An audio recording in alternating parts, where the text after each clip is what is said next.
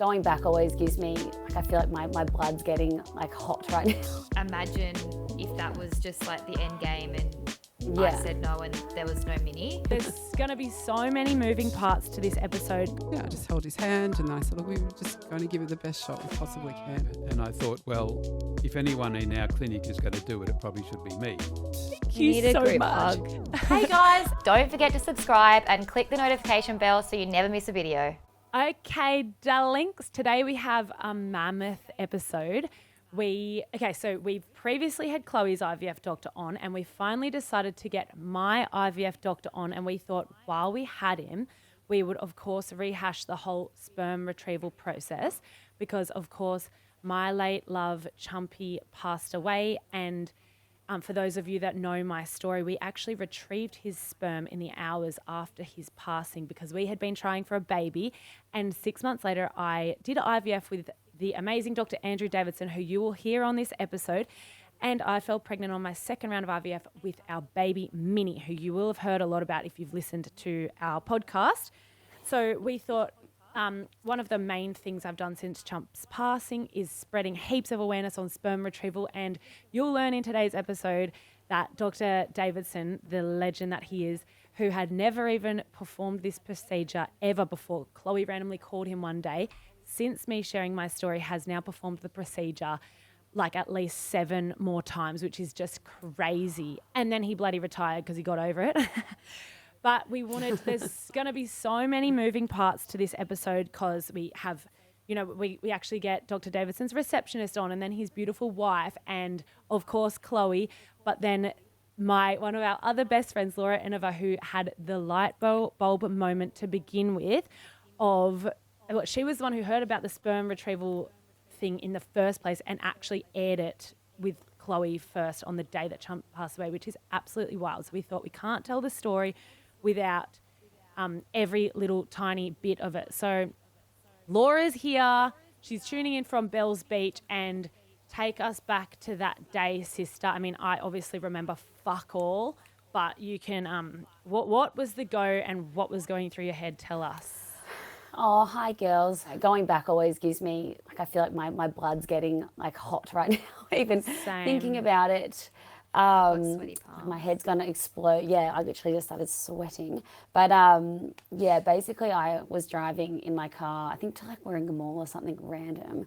And Shopping. My friend Tiana called me, and Tiana's like a really good friend of all of us. And she called, and I think I missed it. And then she called again and was like, Laura, call me. And she just like never like says short things like that. And then I called her back, and she was just, beside herself, just she was a mess. And I knew then, like, my heart dropped that something really terrible had happened.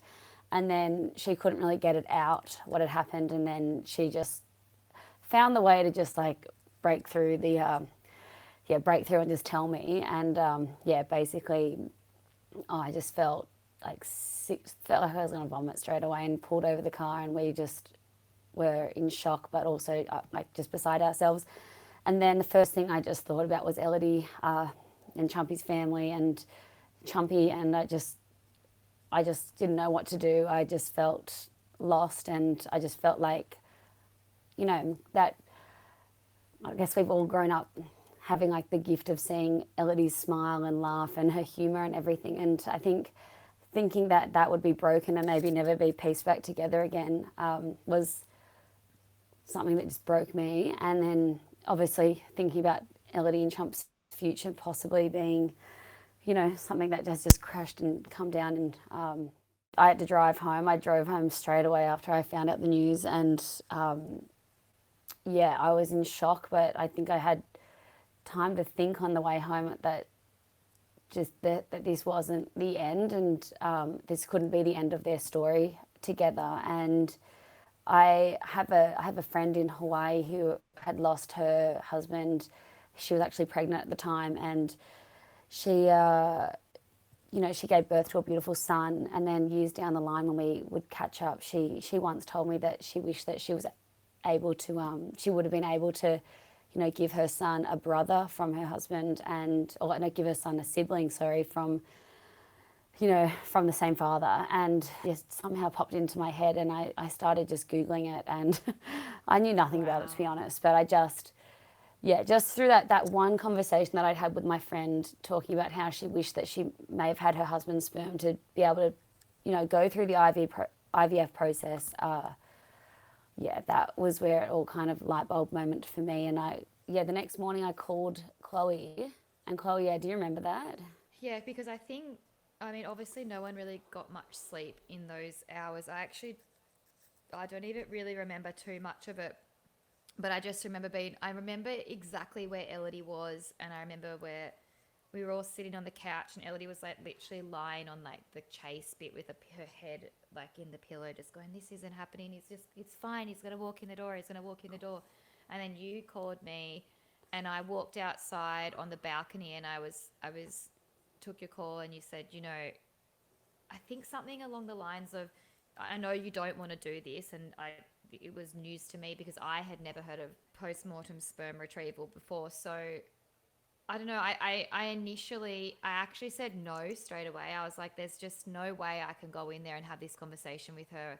It was just it just felt, and I've actually been relaying, because I knew this was coming up and we're going to be talking about this. And I've actually been relaying this over and over in my head over the last week or two, why I thought that. And imagine if that was just like the end game and I said no and there was no Minnie. And it kills me to think that, because I'm thinking, fuck that, the ball was in my court there and I just said no. And then But Laura, you said no, and then you were in the hardest position. You were there comforting a friend who's just lost the love of her life. Like you said, she's on the couch, you're in the house. I'm not in the house, but I remember like I was like so nervous to even say it, but I just knew I had to say it. Like I had everything in my body that was telling me like, you have to explore this. And so you said no, and you were like, you actually said to me, "Laura, I don't even know how I'm going to bring that up to her. Like, what if it's like just gets her hopes up and it's not anything that's possible? Like, I need to like look into it." And then I was like, "Yeah, Chloe, like you have to get it done by tonight. Like, if there's a chance that Ellidy and Chumpy have a baby, or even have the chance at doing IVF, like you have to go and get the ball rolling with it, and you have to go maybe tell her right now. Maybe you tell Dave to tell her, and then I think." That's when you literally go, like, I think it's like everything just switched on the phone, and you were like, "Oh my gosh." I think maybe you hung up and then me back, and then you were like, "No, I'm actually not asking you anymore. Like, I'm telling you, you have to go and speak to her." And that's when I went in and I went into Chumpy's music room, and Dave was sitting there. Ellidy was still on the couch, and I went and said, "Oh, Dave, what do you think about this?" And I think that the more that I think back, I think that the feeling is like what you had when you initially were gonna ask Dave on the phone, and you're just thinking, there's just no way I can have this conversation when you've just it's like it happened only not even 24 hours earlier, and it's just talking about it just felt so wrong. Like it felt so wrong, but it's like we knew that it was like if we lived in this moment of now, it's like it wasn't now or never moment. It was like we were like, okay, how could we like automatically like stop thinking about what's happened now, which is, Chumpy's death, and start thinking about something else, which is Chumpy's child's future. But I literally was just thinking about, what they deserved in life, which is this happiness and this bundle of joy. And I just knew that like everything in my body was making me say, just they need to explore it. And you literally like had this moment on the phone where you were like, yes, oh my God, yes, I'm going to go, I need to tell him right now. But as soon as she was asked, it was just like a big fat yes. And it was, I don't care what needs to happen, just make it happen sort of thing. And then that's when I just went into overdrive, and there was just no other option. And Chloe, like what, you called 5 places and like 4 of them said no? This is all before I had even started all my IVF stuff. So I had no idea about any of this either. And I seriously Googled IVF clinics Gold Coast, and I just went from top of the list and just started working down the list. So I went down the line. The first 4 were just hard no's, and they just didn't want a bar of it. And then number 5, this beautiful woman called Gabe answered. So now, guys, we have Dr. Andrew Davidson's amazing receptionist, Gabe, on with us. You are such a pivotal part of this story because you you followed up on our crazy weird request, and I'm so happy that you're joining us today. Thank you. So happy to be here too. And on that day, it was amazing. Literally, I owe my life to you. I think about it all the time, how things could have been different. Like Chloe, well, I'm going to let you speak, Chloe, but it's just so crazy that you just happened to be working that day and picked up the phone and followed through. And like, yeah, it's such a weird one because there are so many, like even with Ellidy just saying like you're such a pivotal part to this story, because really when you kind of like think about it, you really are the most pivotal part of the story, because basically what happened, and how the hell am I going to try and work this out? You know what? I'm just going to, I literally Googled IVF clinics Gold Coast. I'm just going to start cold calling people. Yep. And I basically had this list, and I think it was just like I went from the top, started from the top and just moved my way down. And I think I got through like 3 or 4 different clinics, and like my spiel was, hey, this is a really weird request. My best friend's partner has just passed away. Do you do post-mortem sperm retrieval? Have you heard of it? And they're like, oh, you know, not really, or just shut me down, or it's not really something that we do. And that was 4 people. And I'm thinking, oh my God, okay, maybe this isn't the route that you're meant to take to get this this sperm retrieval. Yeah. And I came across you, and you were so like, I can't even really remember that clearly how it went, but do you remember what I said to you? Well, I remember it being 10 o'clock on the Thursday morning. Okay. whoa. Yeah. Because it happened on the Wednesday. Yeah. Okay. So Chumpy passed away on the Wednesday, and then on the Thursday was when you, Chloe, were hustling. Okay. And I said And the same sort of thing. Yes. And And then- I feel like you also mentioned that he had died in a diving accident. Yeah. Yeah. Okay. So gave you more to the story than just he'd passed away. Yeah. Maybe Yeah, I yeah. was thinking a little bit. yeah, Your and head I was clear. had heard, of course, about Oh, you'd heard. Chumpy before, the day before it happened. Okay. And I think part of me is I lost my brother as well in a speed diving accident. Oh, Did you? really? Yeah. Oh, Gabe, I didn't Yeah. know that. Yeah. So, and he was 30. No. Oh, So that was all that's like, sad. that came Sorry. to me when I heard on the Wednesday. Yeah. And then when you called, I thought, oh, you've got to help this, got to help this guy and his family to do this. Had you heard of it before? I actually hadn't, no. And in Oh my my gosh. years with Andrew, like we'd never done it. Right. And I thought, well, I can't just say to you no, like. Yeah. And what went through your mind then when I asked you that? Were you like, okay, let me call you back? Yeah, and it was because I was working from home that day, and he was also, it was his day off. Really? Didn't know that. Yeah, so. What a legend. and That's what I thought- mean. And he decided to come in to the off, like, Yeah. it was his day off. He didn't have to do this. Yeah, so I thought, well, I've got to ring him at home, and he said, well, I haven't done it before, and Wow. we've got to find out all the info on it. So, and then I think I just called you back and said, yeah, we're prepared to. Whoa. Because then I think as well, and I can't remember if I had the conversation with yourself or Dr. Davidson where I was like, okay, cool, that's awesome. Like, what's the next steps? And he's like, you guys were like, well, we haven't actually done this before, but you have No. to do X, Y, Z. And I'm thinking, I but we know. don't know how to do that. You're going to have to find out. And I'm like, great, one more thing I have to try and work out what to do. Here's the info, run with it. But luckily, it was a weekday Yes, and yeah, we were able to, Exactly. I always think how Yeah. different everything would have been if he passed away on a Saturday and then, no Well, one because worked. no one As would if you have would have been- answered on a Sunday, obviously. We and wouldn't have, yeah. Minnie Moo wouldn't be here. Yeah. Yeah. Imagine. Okay, guys, we have the famous Dr. Andrew Davidson here, the one who brought Minnie Moo to me. Hello. Hello.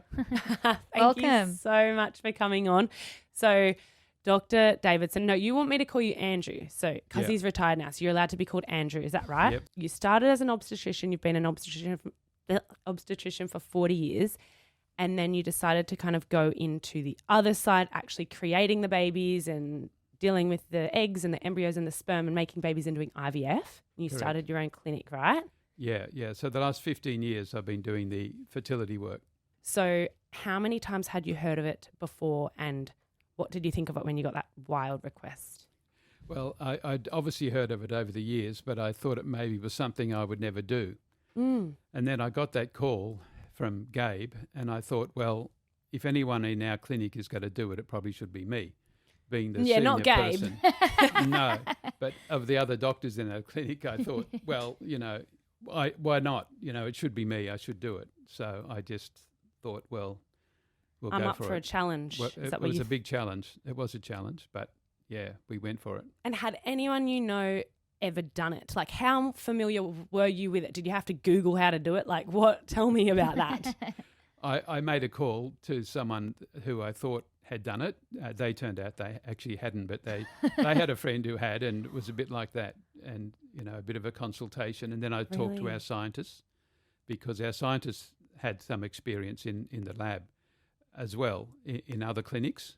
And so I spoke to the scientists, and I spoke to a couple of colleagues, and then I knew what to do. Because we're obviously on such a time crunch as well. So like you've got this phone call at 10 o'clock in the morning on a Thursday, and I think we were already in our like 24th or 25th hour.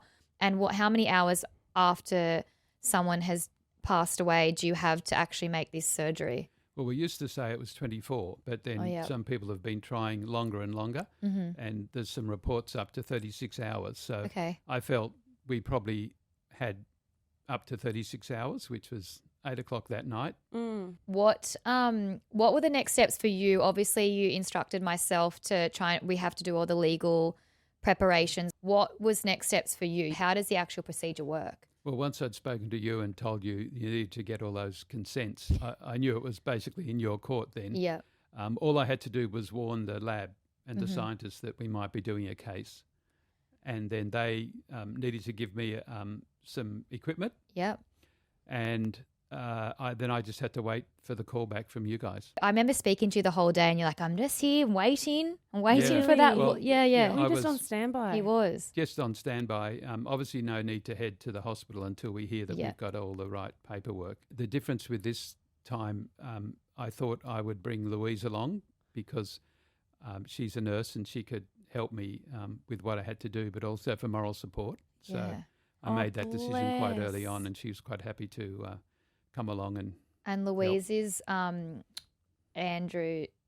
beautiful wife, who we will speak to as well later in this episode. Get her on. Wow. So it was obviously a really emotional. Did you feel like emotionally attached to this one?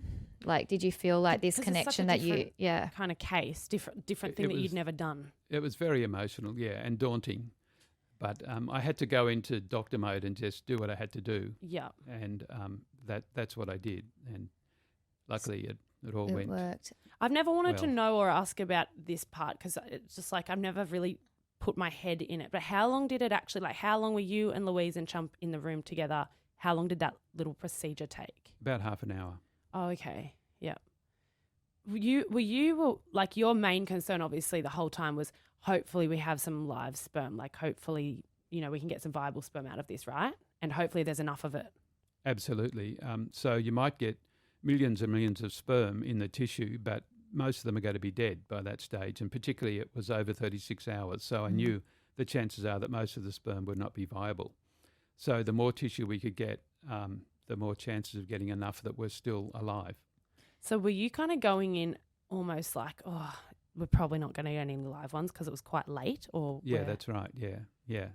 I was thinking we were really pushing the boundary. Wow. What was it that made it so like Chump had either a good sperm count or some live sperm still? Like that was just because, or that was just lucky? Well, it's actually a very good question. It's something that I've thought about, but there might be something to do with the circumstances of his death that they were preserved a bit longer. Okay.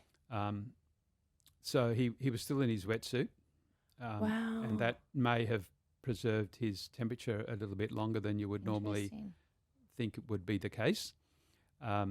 So whatever the reason was, there were not very many, but there was some still twitching when they got to the lab. So that meant that we did have live sperm. I remember hearing how I don't think I actually ever had contact with you personally until about 6 months later when I booked my consult. But I do remember hearing that like you were so stoked that there was some live twitching, like ones like dancing around little sperms that were like alive. What percentage of like what you collected were actually viable? About 1%. Whoa. That's freaking nuts. And then of that 1%, Minnie Moo came along. Wow. That's so incredible. It was my 3 months last checkup with Dr. Davidson, and I'm in there legs are up. He's got the thing in, looking to make sure Minnie's sweet in there. And what you told me was, you said, hey, Ellidy, I actually held Chumpy's hand in the procedure when my husband, Dr Davidson, got the sperm. And I had no idea. Like, I literally was like, what procedure? What do you mean? And you were like, we got the sperm and like that, it just like clicked in my brain like, holy shit, like Chump literally passed away and he's not breathing and he's not here at all. Like I was in just quite a head fog about the whole thing. Nothing seemed real and stuff. And my heart just swelled and I just got so emotional at the thought. But it was such a beautiful thing that you did for me. You didn't know me. It was such a beautiful thing that you did for him, and just in general says so much about you and your beautiful husband. And like, I just thought it was the nicest thing ever. Thank you. Yes. You're welcome. I didn't actually. It was interesting because I didn't know whether actually to tell you. It was a really like, do I share? And that's why I obviously didn't do it before that, because you'd been for a couple of visits, but it seemed important, and I've always somebody that goes with my intuition, and I just thought I needed to share that I was there, that we were there, we were there with him, and that was important. Wow. Yeah, it felt like more than just a procedure. When I was thinking about it, I was like, oh, it feels like a really, like a special, like you actually cared for him and you didn't know him, and it just felt really beautiful. Yeah, and we didn't know him, but there's times in life that you just know that something's important, and I think we just went with that. We just knew it was important, and I'd worked in oncology before I had kids, so I knew what death was all about. I'd looked after somebody dying every day. So death was a very familiar place for me, and I knew that, that when somebody died that their spirit could still be there, and I knew that it was important to talk to him, and I knew it was important that I shared what was going on, and I knew I didn't know you at all. I had no idea who you were, but I knew that I knew that he was loved, and so that was really important. So I just held his hand, and I said, look, we're just going to give it the best shot we possibly can. And you just spoke to him? Yeah, of course. Yes, of course I spoke to him. Yes, that's so cute. Yeah. I don't know if I'm sweating or crying. It's all a lot. He's so lucky. I'm so lucky. Like he wanted a baby so badly as well. He was going to be the most amazing dad, and I think he'd just be so stoked with what we've all done. There's no doubt in my mind he'd just be so glad we have little Minnie here, his daughter. Obviously my main hurt and his main hurt, I'm sure, is because he's not here to bring her up. But he'll always be in your heart, though, Ellidy. I think that's the thing. He's always in your heart, so he is always here. He's with you in your heart, and I think that's what's so important. Yeah, he's always with you every day. Yes. Oh. Thank you need a so group much. hug. There was a real energy about Chumpy. I can't explain it. I just can't explain it, but we just went with what was going on. And of course, we're incredibly respectful of the procedure that we're doing. It's obviously, this is a person that's, not been sorry. It's okay. Mm-hmm. It's obviously it's a difficult thing for us as well. I think you are in the morgue, and it isn't. It is it's a tricky space to be in. So of course we're wanting to reassure the person that's in that morgue, and we know that they're dead. But I've always do believe that the spirit is always around. I believe that too. That there's a spirit there. But Chumpy had it was a very special. It was special. I can't explain it, but to say more that it felt important. And I think what was really important for us, and it was important probably for me more than Andrew's but the fact that you were trying to get pregnant. Yeah. Yeah. So, you could have got pregnant the month before. So it was just we were just honouring that continuation. Yeah. Yeah. Honestly, Wow. Chumpy would be so like, you guys obviously didn't meet him as a when he was alive, but he was honestly, like you say, he's special. He really was one of the most special people that I've personally ever met in my life, like a male figure. And I just know that his energy is very much around us all the time, and he'd be looking down and he'd be so, so grateful for what you guys did for Ellidy and their whole family. look, it's just been an incredible honour and a privilege to be involved in your journey, and, you know, it's just so wonderful to see beautiful Minnie, and, you know, it's brought us so much pleasure as well. Yeah, thank you so much. That was just amazing. Thank you. Very well.